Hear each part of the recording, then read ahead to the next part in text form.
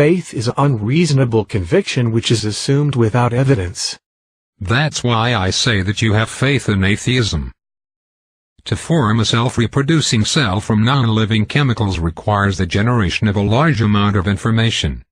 A cell must be able to perform many chemical reactions in the right order, place and degree, which requires a number of specific catalysts, enzymes. It must also be able to reproduce the information needed to produce these enzymes.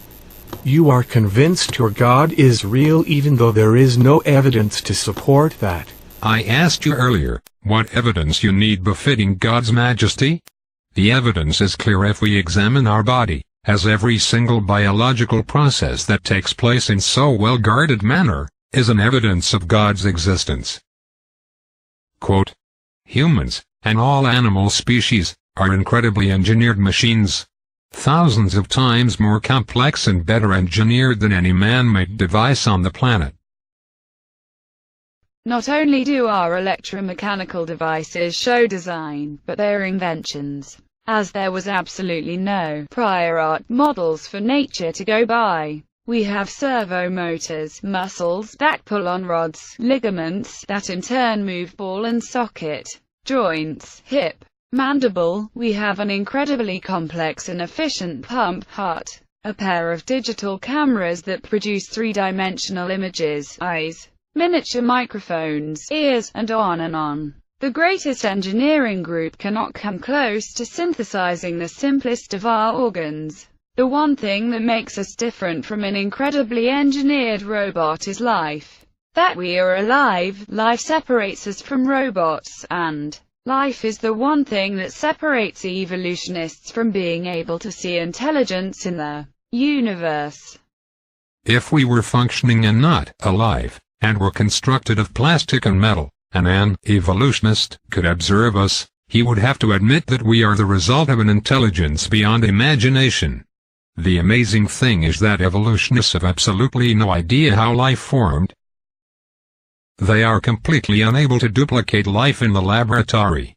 Yet they are absolutely certain that there was no intelligence that brought about life and the origin of species.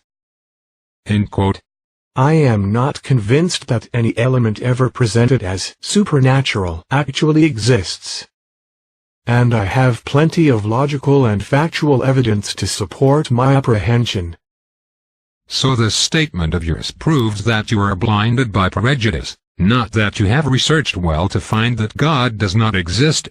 There is no doubt about existence of God if we are sincere seeker of truth, but for a denier, any evidence is not enough.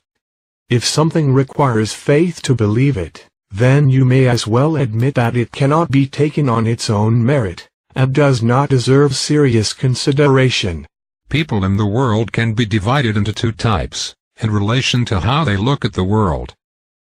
Some are astonished by the phenomena of this world, its harmony and beauty, and search for its creator, and so they arrive at the conclusion that God exists and they should worship him and obey him.